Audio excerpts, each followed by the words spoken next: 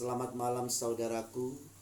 Kita bertemu kembali lewat ibadah pelkat malam hari ini. Kita bersyukur walaupun Tuhan pertemukan kita lewat tayangan video, tapi kita percaya ini adalah anugerah dan berkat daripada Tuhan untuk kita boleh nikmati secara bersama. Walaupun di luar sana wabah virus corona masih mengancam dan selalu menakutkan bagi manusia, tapi mari kita renungkan akan arti dari semua yang kita jalani dan alami ini, bahwa di balik semuanya itu ada rencana Tuhan yang indah untuk manusia.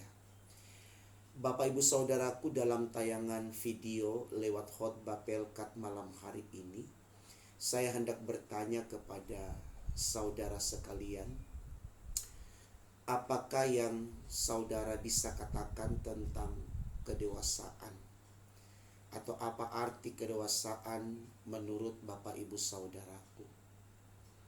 Saudaraku yang dikasihi Tuhan, kalau saya boleh mewakili Bapak Ibu sekalian, kedewasaan oleh manusia sering diidentikan dengan kekuatan, kekuasaan, kedudukan, kehormatan, kekayaan. Ketika manusia sudah memiliki kekuatan, kekuasaan, kedudukan, kehormatan, dan kekayaan, baginya dia sudah menjadi dewasa. Mengapa demikian? Karena dengan kekuatan, kedudukan, kekuasaan, kekayaan, dan kehormatan yang dia miliki, dia mampu membawa orang lain masuk dalam struktur pikirannya atau menjadi bagian yang sama dengan dirinya. Dengan demikian, lewat apa yang dia miliki yang disebutkan itu tadi, dia mampu mengkondisikan orang lain menurut keinginannya. Dia bisa menguasai orang, dia bisa memerintah orang, dan seterusnya. Dan kondisi ini saudaraku seringkali dijadikan alasan untuk membedakan antara kita dengan yang lain. Saudaraku, ada yang tidak kita sadari dalam konteks ini. Kita sudah merampas hak Tuhan. Kenapa? Karena kita sudah menjadi subjek untuk orang lain, dan saudara kita jadikan objek. Sementara dalam hidup ini saudaraku hanya Tuhan subjek, dan kita semua ini adalah objek Tuhan. Artinya hanya Tuhan yang memerintah, hanya Tuhan yang berkuasa, hanya Tuhan yang memiliki kemampuan untuk mengendalikan orang. Dan kita ditempatkan oleh Allah di dunia ini adalah untuk bersinergi dalam kolaborasi lewat interaksi, komunikasi, relasi. Artinya saudaraku, bagaimana manusia memiliki kesadaran untuk saling memberdayakan potensi yang ada, untuk menjadi satu kekuatan menunjukkan kualitas intelektual dan spiritualitasnya. Jadi tidak ada alasan bagi kita untuk saling memperdayakan satu dengan yang lain. Oleh karena itu saudaraku, ini sangat penting untuk kita renungkan. Karena jujur, begitu banyak orang di luar sana yang selalu menggunakan kesempatan yang ada untuk menindas yang lain. Mereka bertindak bagaikan monster yang selalu siap memangsa lawannya. Mereka tidak mempunyai peri kemanusiaan.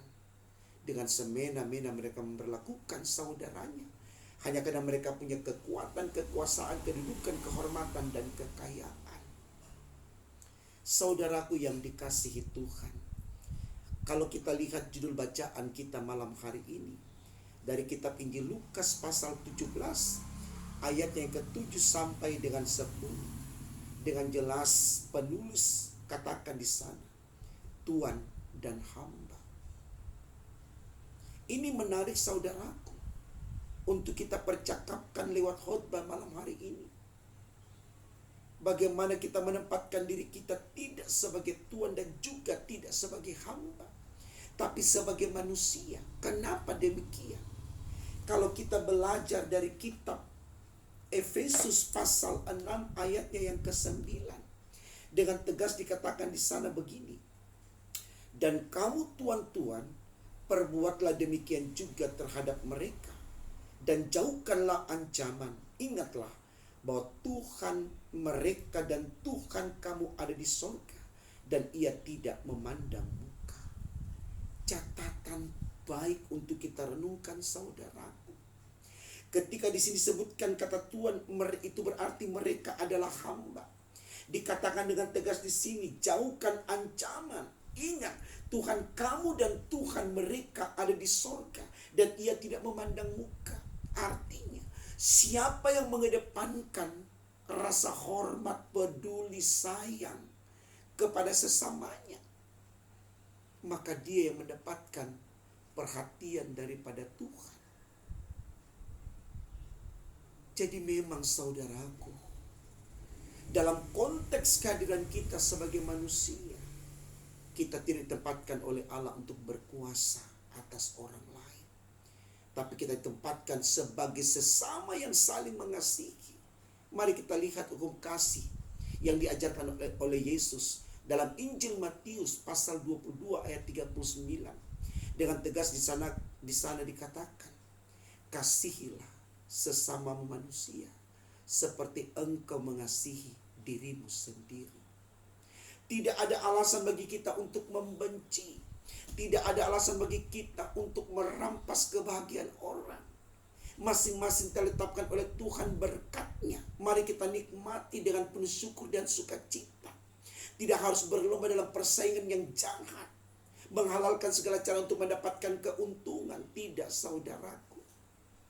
Kalau kita baca dalam kitab Filipi pasalnya yang kedua, ayat yang ketiga bagian B, dikatakan di sana, hendaklah setiap orang harus menghargai orang lain lebih utama daripada dirinya sendiri. Hendaklah setiap orang harus menganggap orang lain lebih utama daripada dirinya sendiri. Ini penekanan firman yang tidak bisa ditolak, saudaraku.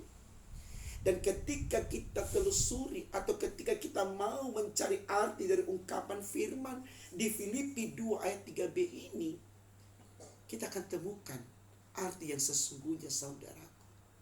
Bisakah kita bayangkan kalau seorang suami kemudian berkata, istriku lebih penting dari diriku? Atau sebaliknya, seorang istri berkata, suamiku lebih penting daripada diriku. Yang terjadi adalah ketika suami berkata, istriku lebih penting daripada diriku, maka dia akan mengasihi dia akan menghormati suaminya.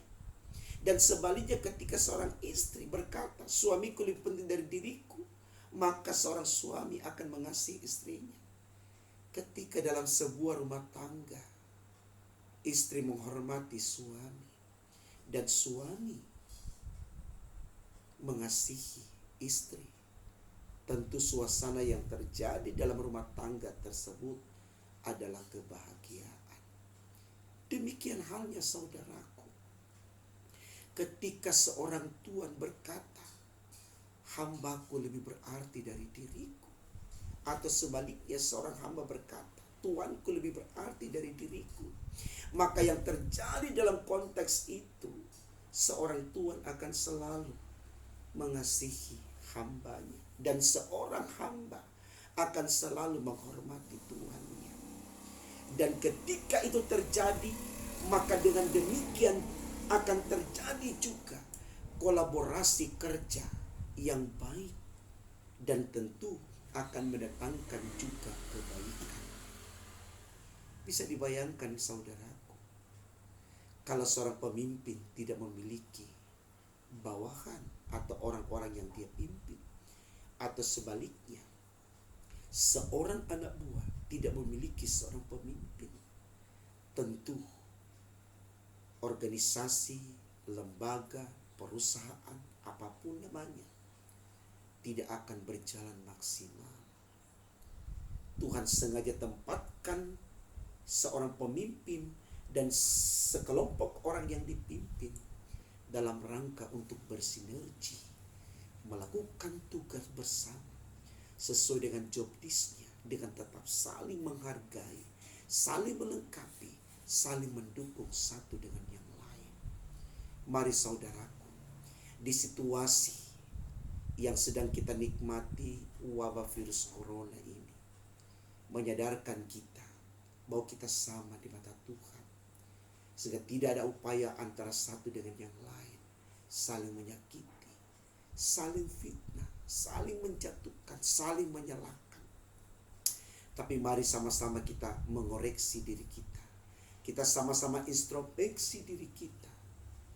Apa maksud Tuhan dari semua yang terjadi? Maka dalam kekuatan bersama, kita mampu menggiring kehidupan kita untuk kembali membangun relasi yang baik dengan Tuhan. Dan dengan demikian, Tuhan pun akan memberkati kita. Dan berkat-Nya itu akan melepaskan kita dari segala macam penderitaan hidup. Dan akhirnya kita mengalami kemenangan di dalam Tuhan Yesus. Selamat berjuang untuk tidak membedakan diri kita dengan yang lain. Supaya kita bisa menghargai orang. Kita bisa menyayangi orang. Dan kita selalu mendukung orang lain dalam segala perkara. Tuhan memberkati firman.